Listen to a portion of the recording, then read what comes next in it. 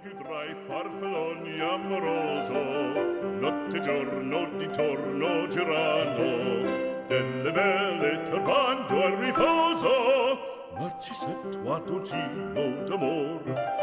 Delle belle turbando al riposo, Narcisetto a dolcino d'amor. Hallo meine lieben Pfeifenfreunde und herzlich willkommen zu meinem heutigen aktuellen Video. Location ist bekannt. Ich werde euch heute wieder eine Pfeife vorstellen.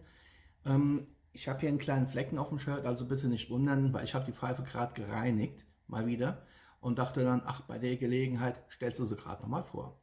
Und zwar geht es konkret um diese Pfeife hier. Non più vrei questi bei panacchini, quel cappello leggero galante, quella chioma, quell'aria brillante, quel vermiglio d'onesco color, quel vermiglio d'onesco color. Non più vrei quei pennacchini, quel cappello, quella chioma, quell'aria brillante.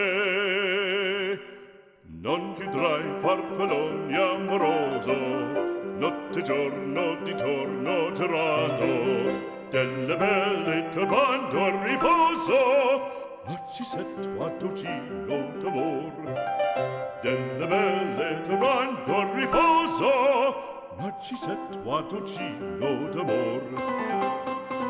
Fra guerrieri può far bacco, grande stacchi, stretto sacco, schioppo in spalla, sciabla a fianco, collo dritto, muso fra... Ganz recht. Hier ist das schmucke Teil nochmal. Es ist aus dem Hause Brebbia in Varese. Die Brebbia Oro Nummer 833. Diese befindet sich schon seit sehr vielen Jahren in meinem Besitz. Werden bestimmt um die 20 Jahre sein. Ich hatte die vor langer Zeit mal auf eBay entdeckt. Bei einem Konvolut in einem erbärmlichen Zustand. Der Kopf innen drin war soweit okay, außen war alles versifft, das Mundstück war gelb. Es ist auch immer noch sehr anfällig, was Schwefelaustritte angeht, deswegen ich habe das wieder jetzt ordentlich polieren müssen. Jetzt ist es wieder hochglanzpoliert. Aber damals halt war es eine mittlere Katastrophe. Das Grain ist, wie ihr sehen könnt, jetzt nicht unbedingt umwerfend. Aber um das Grain ging es mir eigentlich auch gar nicht. Sondern es ging mir ein bisschen so um die etwas doch außergewöhnliche Form. Es nennt sich, glaube ich, Brandy Shape, weil es ja wie so ein Brandyglas wirkt. Es ist schon eine recht ordentliche Pfeife von der Größe her.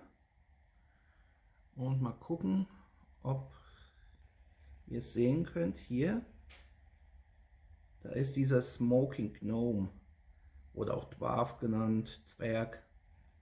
Das ist ein Kennzeichen gewesen früher vom Brebbia, lang ist es her. Weil auf den neueren Pfeifen habe ich es nicht sehen können. Dann haben wir hier die Stempelung Brebbia Oro. Das ist also die Reihe O von Brebbia. Und hier könnt ihr es gut erkennen, wenn ich es richtig umhalte. Dann haben wir hier noch die Nummer 833. Jetzt sitze ich natürlich hier mit der Sonne entgegen. Egal, das ist ja jedenfalls die Brebbia Oro 833. Eine, wie ich finde, sehr schön gearbeitete Pfeife. Hier oben auf dem Mundstück das obligatorische Brebbia-Logo. Wem Brebbia noch nichts sagt, Brebbia wurde 1947 gegründet und zwar unter anderem von Savinelli. Achille Savinelli war einer der beiden Firmeneigner damals 1947. Der Kopf, Mittelfinger. Der Mittelfinger passt 1,5 Glieder weit rein, sitzt straff.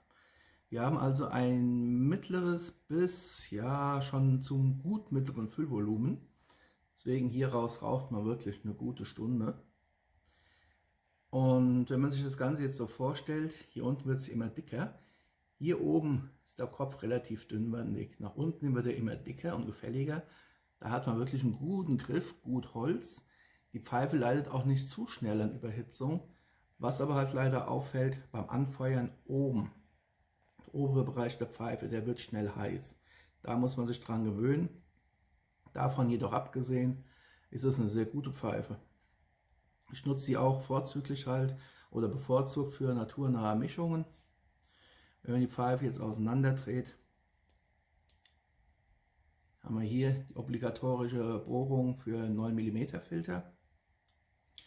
Und Prepia stellt diese 9 mm Filterpfeifen hauptsächlich für den nordeuropäischen Markt her, weil hier halt einfach bekannt ist, Skandinavien und vor allem halt Deutschland sind Filterraucher und von daher halt eben für uns die gefilterten Pfeifen. Ich habe über die Pfeife nicht allzu viel rausfinden können. Wie gesagt, ich weiß halt nur, dass das Markenzeichen hier, dieser rauchende Gnom, dass das wohl ein Markenzeichen war vom Prepia früher. Ich schätze mal noch bis in die 90er Jahre vielleicht rein, weil die Pfeife hier dürfte aus den 90ern sein. Vielleicht ist es aus den 80ern. Ich kenne das Shape nicht. Ich kenne die Prepia Oro-Linie auch nicht. Ich habe dazu nichts finden können. Und daher kommen wir ja wieder zu dem berühmten Punkt hier unten, Kommentarfunktion. Ich wüsste natürlich gern von euch, wer hat auch vom Prepia eine Punto Oro oder beziehungsweise eine Prepia Oro, nicht Punto Oro, das wäre ja Savinelli. Wer hat von euch eine Prepia Oro, vielleicht sogar die 833er und weiß etwas mehr über Prepias Geschichte beziehungsweise über diese spezielle Pfeifenlinie, von wann diese Pfeife hier ist. Denn die Verarbeitung ist wirklich sehr gut.